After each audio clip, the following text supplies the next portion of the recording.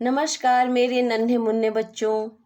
अनुपम पाठशाला के खुलने का समय हो गया है। बस इसके किवाड़ खुलने ही जा रहे हैं। बच्चों, एक से बढ़कर एक कहानियां पाठशाला के पिटारे में भरा पड़ा है। आपकी मनपसंद कहानियां जिसे सुनकर आपको अच्छी अच्छी बातें पता चलती हैं, आपका ज्ञान बढ़ता है। ऐसी कहानी सदैव मैं आपके लिए लेकर तत्पर रहती हूँ। पर हाँ बच्चों, कहानी सुनने से पहले आप मेरे चैनल को सब्सक्राइब, लाइक व शेयर अवश्य करिएगा एवं बेल आइकन जरूर दबा दीजिएगा ताकि मेरी सभी नोटिफिकेशन आप तक समय से पहुंचती रहे। तो आइए बच्चों, चलते हैं कहानी की ओर। मेरी आज की कहानी का शीर्षक है आल्हा उदल। बच्चों, भारत भूमि का गौरवशाली अतीत रहा है। उत्कट राष्ट्र प्रेम हमारे देश के वीर सपूतों का आभूषण रहा है। मातृभूमि की रक्षा के लिए भारत वीरों ने आत्म बलिदान को ही अपना मूल मंत्र माना था। हमारे देश की धरती पर समय समय पर वीरों ने जन्म लिया, जिन्होंने अपनी वीरता, शौर्य, पराक्रम एवं साहस से भारत को ही नहीं वरन विश्व को भी प्रभावित किया है। वीरों की परंपरा में बच्चों, बुंदेलखंड क्षेत्र की वीर भूमि पर दो महान पराक्रमी एवं साहसी वीरों ने जन्म लिया, जिन्हें हम आल्हा और उदल के नाम से जानते हैं। वास्तव में इन दो महावीरों का चरित्र मनोरम गाथा है, जिसमें उत्साह और गौरव की मर्यादा का जीवंत रूप दृष्टिगोचर होता है। आल्हा और उदल सगे भाई थे। इनके पिता का नाम देशराज सिंह एवं माता का नाम देवल था। देशराज और वत्सराज सगे भाई थे। मांडवगढ़ की लड़ाई में मांडवगढ़ के राजा कलिंग राय ने छल का सहारा लिया और रात्रि में धोखे से देशराज और वत्सराज को बंदी बना लिया और उनकी नृशंस हत्या कर दी। आल्हा और उदल के पिता के युद्ध में मारे जाने के बाद महोबा के चंदेल शासक परमाल के महल में उनकी रानी मल्हना द्वारा आल्हा और उदल का पालन पोषण किया गया। रानी मल्हना ने इन दोनों बालकों को अपनी संतान के समान ही प्यार और स्नेह प्रदान करते हुए इनका पालन पोषण किया। समय के साथ दोनों बालक किशोरावस्था की दहलीज पर आते आते बर्छी, बाण, कृपाण एवं घुड़सवारी की कला में दक्ष हो गए।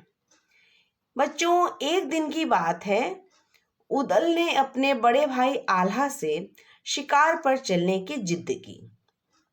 आल्हा और उदल अपने अन्य साथियों के साथ शिकार पर गए। दिन भर जंगल में घूमने के बाद कोई शिकार नहीं मिला।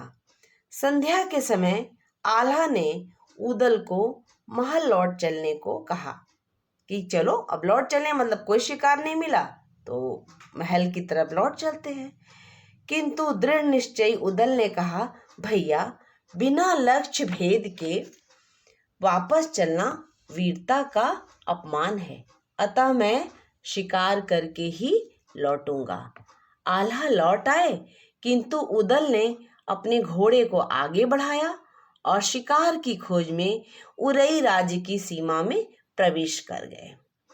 उरई के वन क्षेत्र में उदल ने एक हिरन का शिकार किया।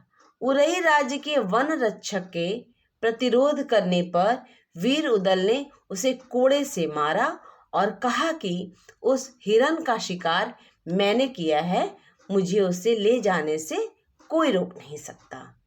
अब देखिए क्या होता है। वन रक्षक ने उदल के इस कृत्य को धृष्टता मानते हुए अपने राजा माहिल परिवार को सूचित कर दिया, यानी बता दिया कि एक बालक ने हिरन का शिकार किया है और वो हिरन को ले जाना चाहता है। अब देखिए क्या होता है। राजा माहिल ने शिकारी उदल को दंड देने के लिए अपने पुत्र अभय सिंह को भेजा। अभय एवं उदल में खूब जम के युद्ध हुआ। उदल ने अभय को हरा दिया यानी पराजित कर दिया। पुत्र की पराजय से खिन्न राजा माहिल आग बबूला हो गए। उन्होंने उदल के पालक महोबा के शासक चंदेल राजा परमार से उदल की धृष्टता की शिकायत की और व्यंग किया कि यदि आपका चाकर यानी नौकर उदल इतना बड़ा योद्धा है तो अपने पिता के हत्यारों से बदला क्यों नहीं ले लेता। अब ये बात देखो उसके कानों में पहुंची तो क्या होता है। संयोगवश इसी समय उदल दरबार में आ गए। पिता की हत्या की बात तुरंत उनके कानों को बेध गई। आक्रोशित उदल ने अपनी माता देवल के पास जाकर अपनी पिता की हत्या की विषय की जानकारी चाही। यद्यपि माता ने अपने पुत्र को युद्ध की ज्वाला से बचाने के लिए पिता की बीमारी के विषय में बताया था, किंतु उदल अभी भी अशांत थे।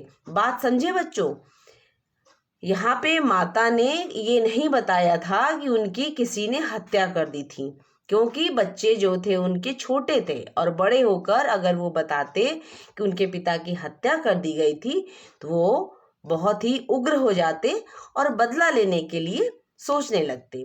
इसलिए माँ ने बताया था कि तुम्हारे पिता को कोई बीमारी हो गई थी जिसमें उनकी मृत्यु हो गई थी। क्रुद्ध होकर उन्होंने अपनी माता से पुनः पिता के हत्यारे के विषय में जानना चाहा। विवश माँ क्या करती, उन्होंने उदल को सारा वृत्तांत कह सुनाया। पिता की हत्या का बदला लेने के लिए उदल ने अपने चाचा ताला सैयद एवं भाई आल्हा के साथ महोबा की सेना लेकर मांडवगढ़ पर चढ़ाई कर दी। अपनी मांडवगढ़ के राजा कलिंग राय को उन्होंने युद्ध में पराजित किया यानी हरा दिया। कलिंग राय के अति विनम्र अनुरोध पर उसे क्षमा करते हुए अपनी अधीनता स्वीकार कराई। जगनीकृत आल्हड़ खंड में इन दोनों वीर भाइयों की 52 लड़ाइयों की गाथा वर्णित है। दोनों भाई एक से बढ़कर एक बहादुर थे। आल्हा धीरवीर एवं ओजस्वी थे। उदल जो थे वो बहुत ही उग्र एवं दृढ़ निश्चयी वीर योद्धा थे। दिल्ली नरेश पृथ्वीराज के महोबा पर आक्रमण के समय भयानक एवं विध्वंसकारी युद्ध में उदल वीर गति को प्राप्त हो गए। अब आल्हा का मन निराशा से भर गया। क्यों? क्योंकि उनका वीर भाई अब दुनिया में नहीं रहा। इस युद्ध के बाद आल्हा का हृदय परिवर्तन हो गया और उन्होंने आदिशक्ति की भक्ति में स्वयं को समर्पित कर दिया। तो देखा बच्चों, ऐसे थे हमारे आल्हा और उदल, जिन्होंने अपने पिता की हत्या का बदला किस प्रकार से छोटी उम्र में ही लिया और राजा को अपनी अधीनता स्वीकार कराई। तो ऐसे हमारे आल्हा और उदल थे जिनकी वीर गाथा सुनकर आज भी रोम रोम में वीरता दिखाई देने लगती है। ऐसे महान बालक को जन्म देने वाली माँ और यह धरती धन्य है, धन्य है। तो बच्चों, आपको आज मेरी आल्हा उदल की कहानी कैसी लगी ये आप हमें कमेंट बॉक्स में ज़रूर लिखकर बताइएगा। अगले वीडियो में हम आपसे फिर मिलेंगे एक नई जानकारी, एक नई कहानी के साथ। तब तक के लिए धन्यवाद, नमस्कार।